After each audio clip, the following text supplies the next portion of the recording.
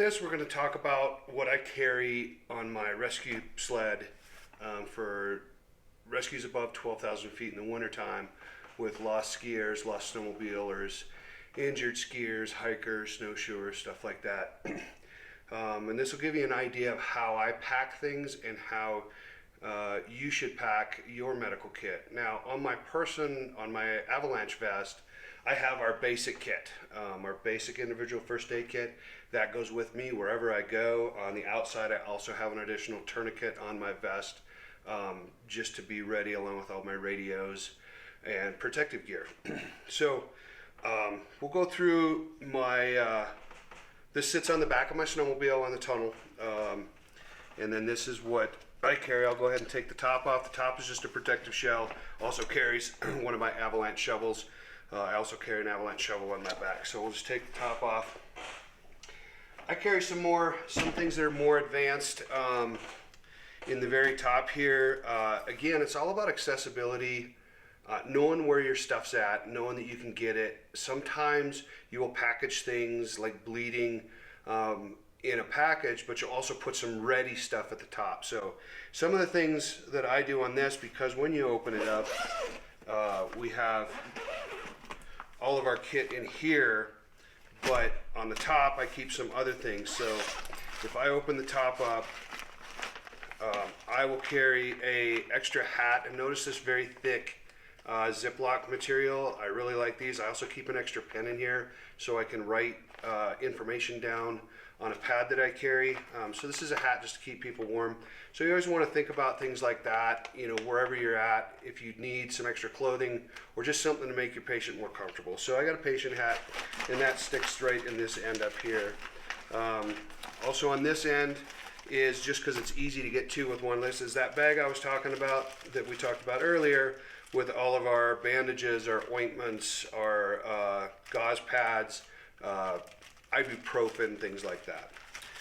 One of the things when we get to the mobilization center before we launch is I've got another small bag that'll fit right here that has things like for anaphylactic shot, EpiPens, basically medicines that we keep in refrigerators that I'll just throw in right before we launch, and then out we go. So also in our top is the last thing, which you probably may not or may not carry. This is a pelvic splint. This is for pelvic injuries, to immobilize the pelvis. Notice again, I keep it in a Ziploc bag, so that sits in the top. It's pretty rarely used. We've had to use them a couple times here lately. So those stay on the top, and then as we open it up. So again, I talked about, when we get through some of these things in here, and I'll pull all this stuff out so you can see it, but we'll have some ready stuff that's like right there. First of all is a big dressing, because if we get on site and there's a big bleed, we'll get this right out and get it right on. So that big multi-trauma dressing is right there. The other thing that's right here is tourniquets.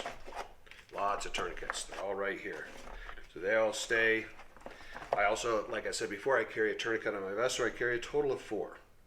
Also in this end is some ready gauze. The gauze to get right onto someone if we need to. A couple of the bigger items in here are things that you have to be medically trained to use. This is the big one. This is a traction splint. This is for, it's really a single scope unit. It's for a femur break, to be able to immobilize the femur so it doesn't go from a fracture to an open fracture. So this is a traction kit that hooks up to the hip that we can transport and then life flight out. So I do carry one of those. Another thing I carry is a litter. This is a slide litter, very compact. It opens up. We can throw a patient on it. We can drag them. We can ski with them, snowshoe with them, things like that. So these are some of the bigger items that I do carry. We went back to some of our other kits, and we have splint material. These are SAM splints. Again, they come in rolled or flat. I keep these flat because they fit in where I need them to. And then we also talked about trauma shears several times. I keep an extra set in here. I keep a very good set in my vest, so it's always ready to go. Also in my vest is ready PPE, but then I've got an additional bag of gloves in case someone didn't bring them. Just always good to have personal protection. So I carry these along just in case, but I also have ready stuff. Same with the with the shears. Another thing I keep, and I recommend everybody keeps in, is a good headlamp. You know, a good headlamp is crucial at night when, you know, we have to hike down to people, but it's just a good piece of kit to have in all your gear. This is a Streamlight one. I really like it, so I keep this one in here. We already talked about the tourniquets. Now we get into some of the bandages. I do have some ready. We've all talked about the crinkle gauze, so I've got a couple, you know, 4 of those in there, again, ready to go, along with some really good tape, dog-eared, so we can pull it. Notice some of the other tapes we talked about were a little smaller. This is a little bit larger format, so I have these. This is important on your tape. You know, to make these dog ears, the last thing you want to need to do when you need to do it, and all I do is fold a corner of it over, because then I can just grab it and go. It's ready to go. I don't have to worry about trying to pick it, trying to take gloves off. I can grab this with gloves and I can go right to work with it. So I carry 2 large rolls of the medical tape. I carry a smaller space blankets. I carry a couple of those. Also in my back is a hypothermia kit that I carry on my pack, so that's with me all the time. So we've talked about the utility of a space blanket. I carry 2 of them in my emergency kit. I carry 2 Israeli bandages. These are really good rolled bandages that have hooks on them, and they also have elastic on the end. So as you wrap, you can make all kinds of dressings out of these. These are right up close in the middle there. We also already talked about MPAs. I carry 2 of them, 2 different sizes, with some lubricant. So I carry 2 NPAs, nasopharyngeals, with me for airways. And then we also talked about a chest seal. So I've got a chest seal in this compartment.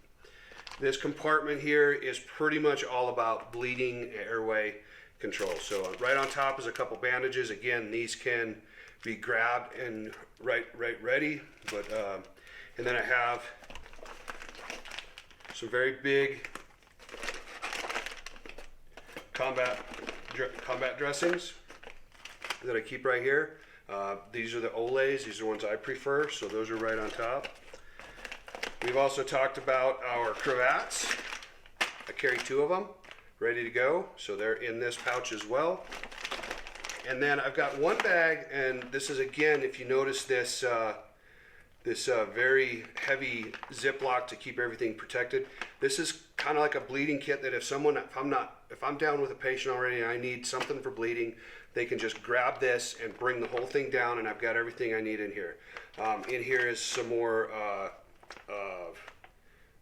this is where all my quick clot is, my rolled bandages. I've got another bag of the compressed bandage like this in here.